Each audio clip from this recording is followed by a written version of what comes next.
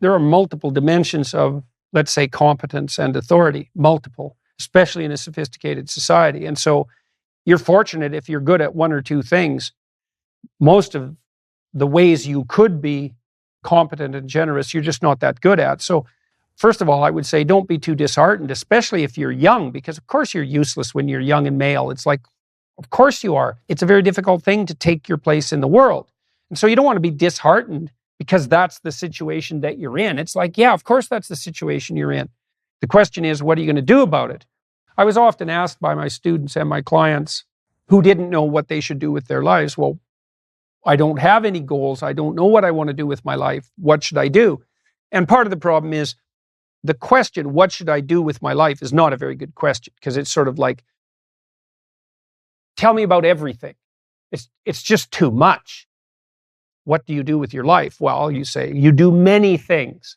Okay, what are those things? Because I don't know what to do. Well, why don't we look at what other people do that appear to give their lives significance and meaning? And this bears on the issue of responsibility. Well, most people want to have or do have an intimate partner. So if you don't have one, hey, work on that. And how do you work on that? Well, you don't work on that by going to find the person that's right for you. It's like, who the hell are you? And what makes you think that even if you found the person that was right for you, they wouldn't take one look at you and run away screaming? So you might think, well, how about if I be the person that someone else would want? And so a young man has to ask himself, well, what do I bring to the table? Now, the first advantage he has is youth and possibility. And that's really something young men have over older men. Youth is not nothing. It's a real form of wealth. So if you're young and poor, you're young. And you wouldn't trade young and poor for decrepit and rich. So don't be thinking you're poor if you're young. It's an unbelievable source of wealth. And so that's an attractiveness that's there, that's built in. And then, well, then, are you good at anything? And if the answer to that is no, well, how about you start practicing being good at something? Pick one thing.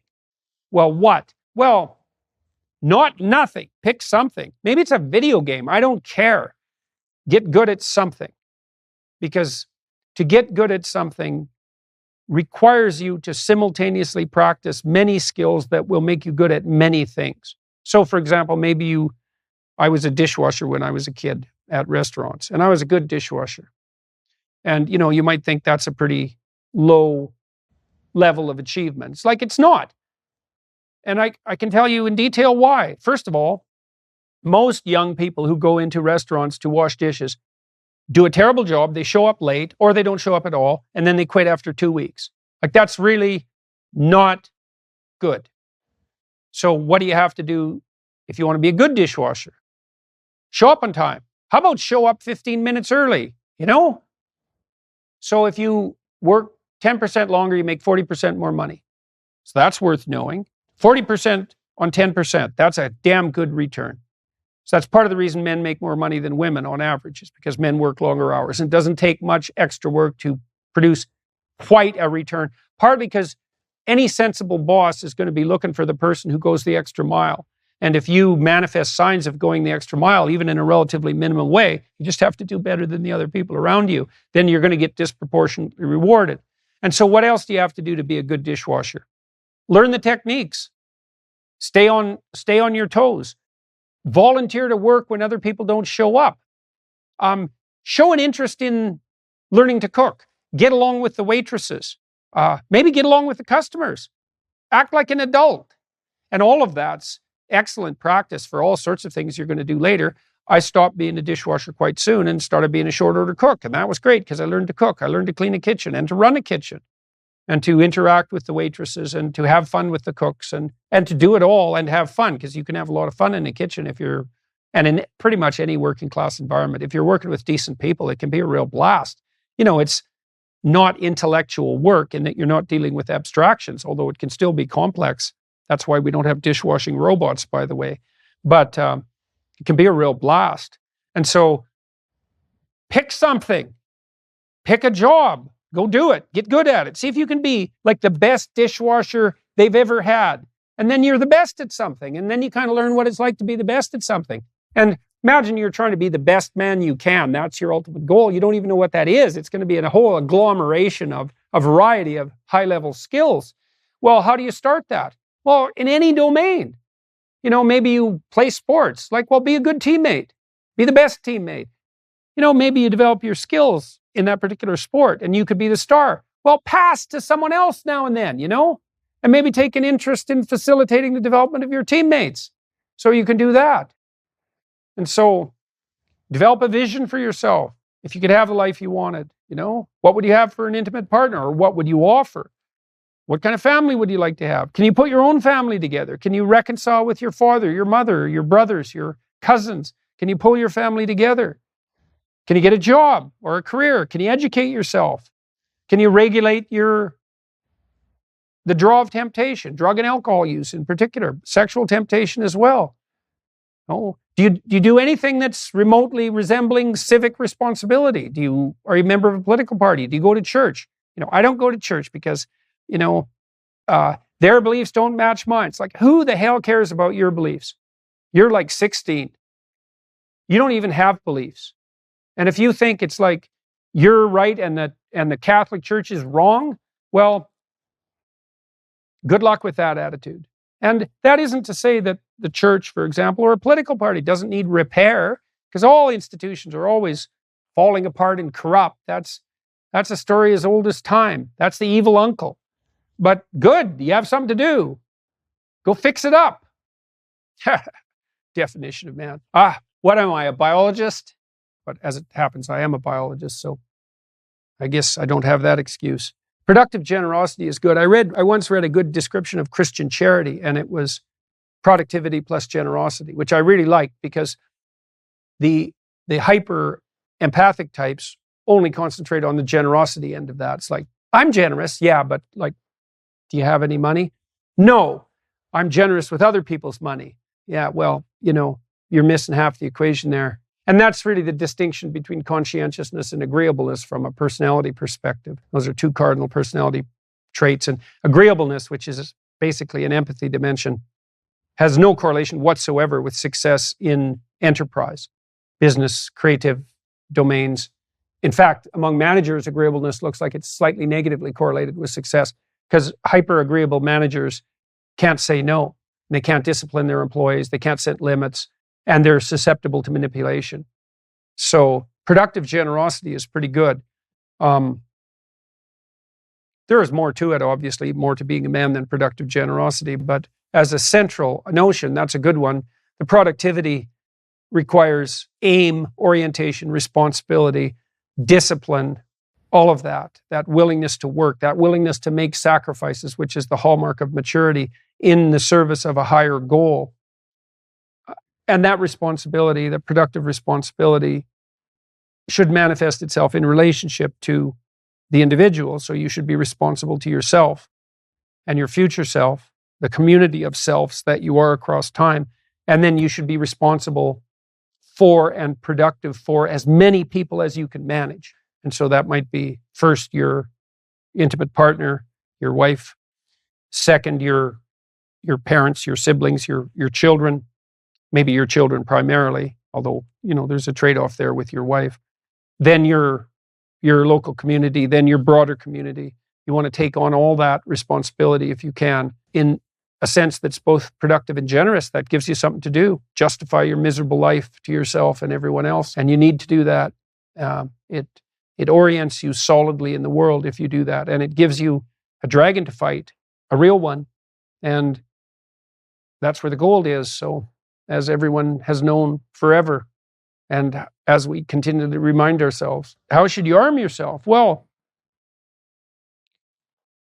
that's kind of what a humanities education teaches you to some degree. Arm yourself with words. Be precise in your language. Right? Say what you mean. Read great men and great women. Make yourself literate. Get your tongue in order. Get it under your own control. Get rid of the ums and the likes and the you knows and the pauses. And get rid of everything you say that you only say to impress other people. And just see if you can say what you believe to be true. That's an adventure.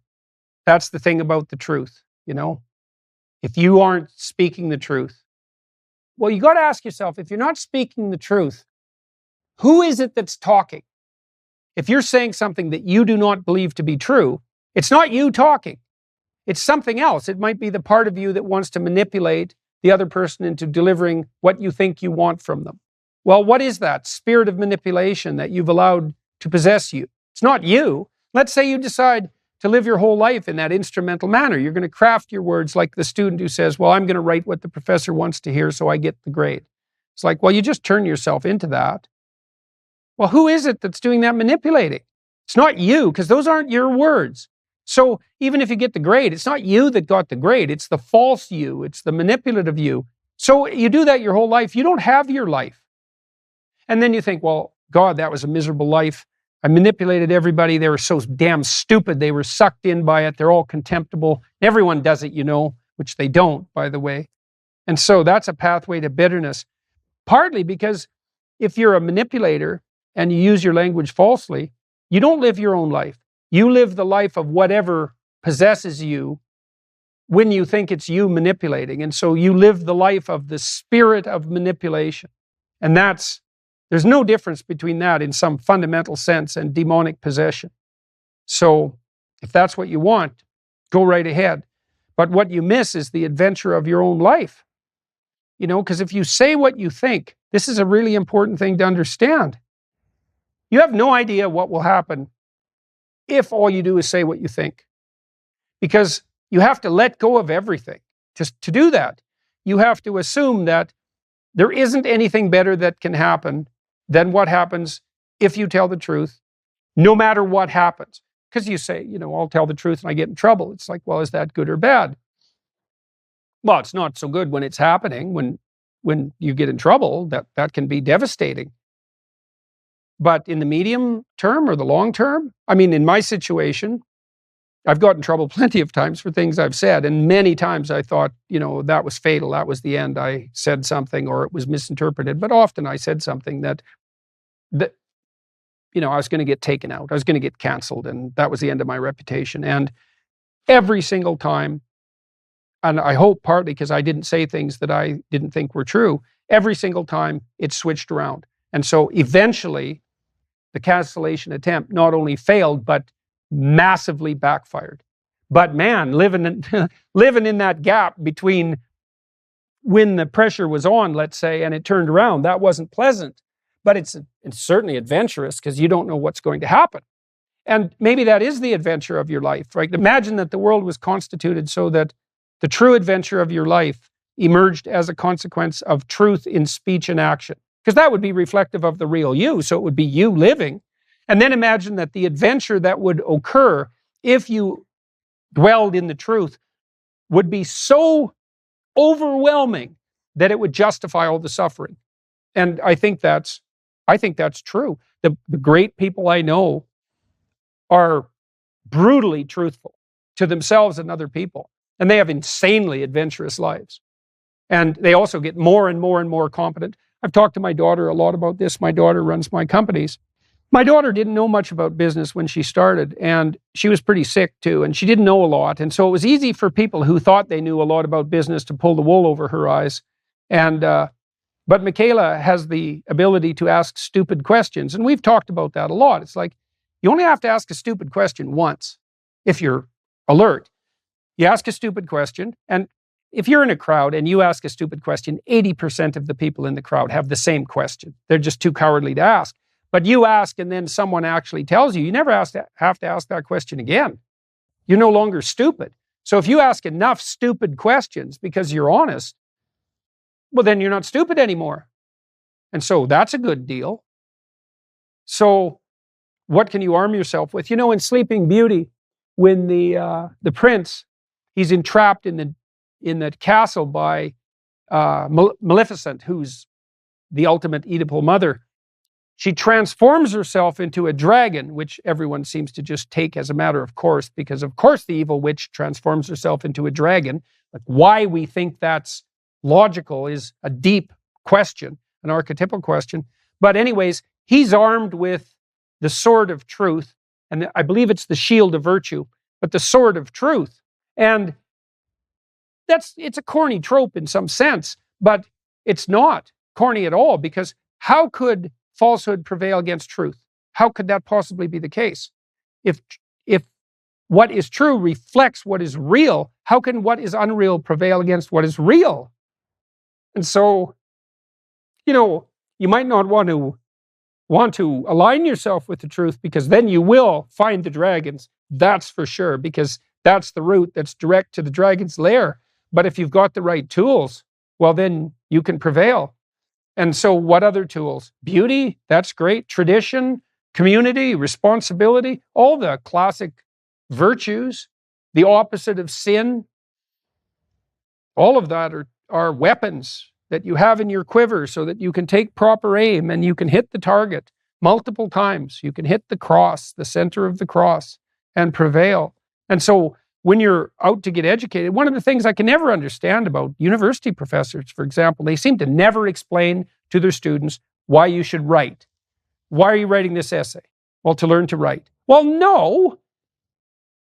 You're writing the essay to get a grade, to pass the course, to get your degree, to go on with your life. Fine. That's the pragmatic side of it. Why write? Well, maybe you're writing about something important, and if you're not, then it's just a lie, the whole enterprise. So write about something important. Why do you want to write? Well, so that you can think. That's what you're doing when you're writing. Revelation, here's some ideas I have. You do your research. Here's some ideas I have. I'll get them down. Then I'll edit the idea. So I only keep the best ideas. Well, now I know how to think about that. Now I know how to perceive that. Now I know how to act on that. Well, now you know how to perceive and act in relationship to something difficult. Well, that's why you learn to write. It's so you can think. And everyone says to their children, think before you act. Well, why? So you can not do stupid things.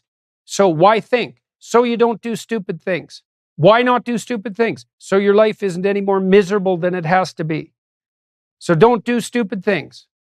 How do you do that? Think. How do you learn to think? Write. So why write? How about so you can take your place in the world?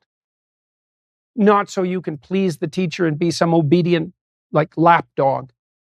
You need to know how to think and speak so you can lead and think and conceptualize and entrance. So all those weapons of directed attention and a sharp mind. And you don't let people who are trying to make you into lapdogs, as I said before, interfere with your ability to arm yourself for what's coming in the future. So, one of the things you want to understand too, if you're a tough, cool kid, especially a guy, is that a lot of the things that are working for you in junior high, your physical prowess and that kind of physical charisma that you might have because you're a relatively tough kid, you need that as you progress. But as you move out of junior high and high school into the broader world, the spoils go to those who can master abstractions, because abstractions scale. And so you have to be able to work at a high level of abstraction in order to become really successful. And you can't get there without being literate and, numerate too, because that's another pathway. If you're more interested in things and gadgets, if you have more of the engineering mind. So, but you want to think of education as the pathway to that sharpness of mind. And you want to think about that and tongue. And you want to think about that as your primary weapons of both offense and defense. And that's not some metaphor. That's, they say the pen is mightier than the sword. There's no comparison. The sword, yeah, fair enough. And you want to be careful of someone who wields the sword, but you wield the pen in a mighty manner. Nothing stops you ever. That's assuming too that you're oriented, in some noble manner. Oh yeah, the adventure. The adventure. Well, the truth is an adventure. Just try that. Just try it for a month. So you have to start by not lying. That's how you start. And so you might say, well, I'm not sure when I'm lying and when I'm not. It's fair enough. You probably aren't sure. But sometimes you know perfectly well that you're about to lie or that you just did. And so you can just start by stopping the unnecessary lies. And then you get better at discriminating. So you get rid of the blatant lies. And that means you're going to have to face a lot of detritus left over from pulling those lies along with you. You stop the blatant lies, and then your capacity to discriminate improves. And so then you start seeing some more subtle lies. So then maybe you clear those out. And then you see even more subtle lies, and you start clearing those out. And you start seeing that you say things that weaken you in your own eyes to impress other people. That's a subtle form of lie. And then maybe you stop doing that. And then maybe you do that for 5 years, as a spiritual practice. And then you only say things you mean.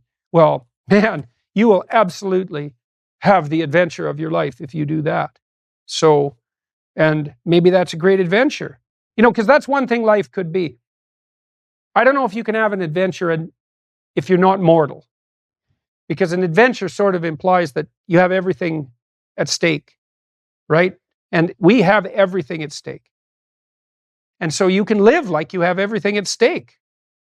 And that's an adventure. That's for sure. It might be so much of an adventure that you can hardly tolerate it, but it won't be dull. And that's something, because maybe you want to look back at your life and think, that was rough, but man, it was worth it. And I don't know if you ever get only one of those, because you might think, well, I can scrap the rough. I don't want, at the end of my life, that was rough. I floated through life on a cloud of pillows and nothing ever challenged or threatened me. It's like, no one wants that as their memory. What they want is like dragons, victories, dragons, victories, dragons, victories, something like that. Or beasts, tamed, beasts tamed, something like that. And so, there's a deep theological idea that, well, part of the reason that God gave us free will, let's say, is because it's better for us to come to virtue on our own accord, and it's better to have an adventure than to be safe. And maybe it is better. I mean, what do you want for your kids? Do you want them to get out there and enter into forthright combat with the world and to overcome obstacles and succeed? Or do you want to wrap them in styrofoam and bubble wrap and store them in the basement? Well, nothing will hurt them down there. Well, yeah, except you. And so you want to prepare your children, if you love them, for the adventure of their life. You don't want to protect them. And you do the same with you. It's like, you're not getting out of this alive.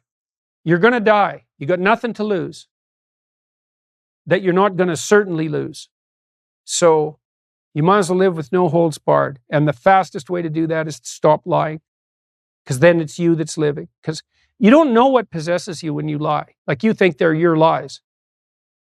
Jung said, people don't have ideas. Ideas have people. And so when you're lying, you might ask yourself just exactly who's got your tongue. Because you think it's you, but that just shows how much you know. So I wouldn't recommend that. It's not the cat that's got your tongue. It's a hell of a lot worse than that. How should women establish which dragons they should go after and which treasures are worth attaining? That's a good question, because, you could be like Don Quixote and go after windmills. And there's something noble about Quixote, because at least he goes after something. There are at least dragons in his imagination. It's dangerous to go play in traffic. And so you might say, well, I've run out in traffic. I'm dodging cars. I'm playing chicken. Aren't I slaying the dragon? It's like foolhardy exposure to danger. It might be better than no exposure at all. There is something somewhat admirable about that kind of careless bravado that you sometimes see among young men in particular. That's sort of the Bart Simpson approach to life, better than the Milhouse approach. Neither are optimal. But mostly, the dragons that you have to encounter on your way to a worthy goal. So imagine you're trying to enter the castle gates. So you've identified the castle. You know where you're headed. You have an aim. Maybe you want to get a job. You're a young guy. You're 14. You're afraid to go for an interview. But you want to get a job. And you have an idea why. You want to make your own money. You want to be treated like an adult. You want to establish some autonomy. You want to see if you can be useful to anyone. And so you're willing to go get a job, but you're terrified of an interview. It's like, there's a dragon for you. Because you want to fight the dragons that guard the gates of the treasure that you wish to attain. And so that's not foolhardy. It's like, well, why can't I get a job? I'm afraid to be interviewed because I'm so inarticulate. Well, hey, you've got your dragon. And that has to be encapsulated within a vision of the treasure. It's like, if the treasure is worth attaining. And so you got to ask yourself, is this part of a path that I would voluntarily walk down? And if the answer is yes, then you're going to encounter obstacles, some of which might be the size of dragons along the way. And those are the ones that you have to face. And that's not foolhardy. And those are the ones that facing those dragons will force the development within you that's necessary to attain the goal. So, for example, if you're so inarticulate or tongue-tied or shy or embarrassed that you can't face an interview, well, then you need to get your tongue in shape. And that might take quite a while. You might have to practice interviews with a friend. You can find one that'll do it, or a teacher or a principal or another adult, and until you can do it. And then not only do you have the job, perhaps, but you know how to look for a job, and now you're articulate. And so what a deal that is. And you have to overcome your fear of your own stupidity. You know, in the story of Moses, so Moses is called upon by God to lead his people out of slavery. So that's a pretty major task. And you're called in some sense by God to lead yourself out of the slavery of your own foolishness and presumptuousness. And Moses had a speech impediment. That's part of the story. It's not clear exactly what it was, but he believed he was a very unlikely person to bear that responsibility, and I suppose he was. But one of the things you often see with people, like introverts can become extremely socially skilled if they do it consciously.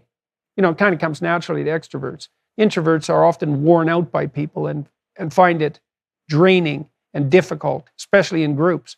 But if they go about it consciously, man, they can become incredibly sophisticated. And, you know, the same thing happens with disagreeable young men who are well socialized. They can become incredibly diplomatic because they've worried the borders so intensely. They know exactly where the rules are. Those are the dragons, you know, the ones that stand in the path that leads to the light. Those are the dragons you take arms against. And you leave the ones that you can ignore, you leave them be. You know, don't let sleeping dragons lie. Right? Because it's not foolhardiness that you're looking at. What are the treasures that you can get? Well, the first thing dragons guard is virgins, so there's that. And you think, well, it's a very bizarre story, right? The story of the dragon, because dragons guard gold and virgins. It's like, what interest do dragons have in gold and virgins? But, well, the girl wants the guy who can overcome the dragon. So that's dead simple and obvious to anyone with even a smidgen of biological knowledge. Of course, women are going to be, what would you say, entranced by the man who can keep the predator away from the infants. I mean, clearly, that's of primary significance. So if you can confront the dragon, you get the girl. And that's how God only knows how old that story is, like millions of years old, that idea. Tens of millions probably, but certainly millions. And then gold, well, depends on the dragon, you know. If you're afraid of interviews, afraid of public speaking, and you overcome that, you get the gift of a golden tongue. Well, that's something.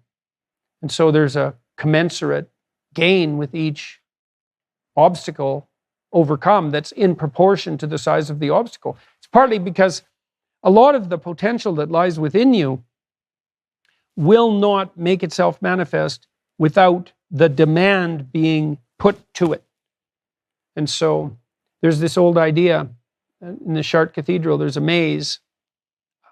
It's the world, essentially. You enter in one quadrant of this circular maze, in the center of the church architecture, and you walk every quadrant, And at the end of the walk, which is a symbolic pilgrimage, you get to the middle, to the center where you're supposed to be. And what that means is that to get to where you should be, you have to go everywhere.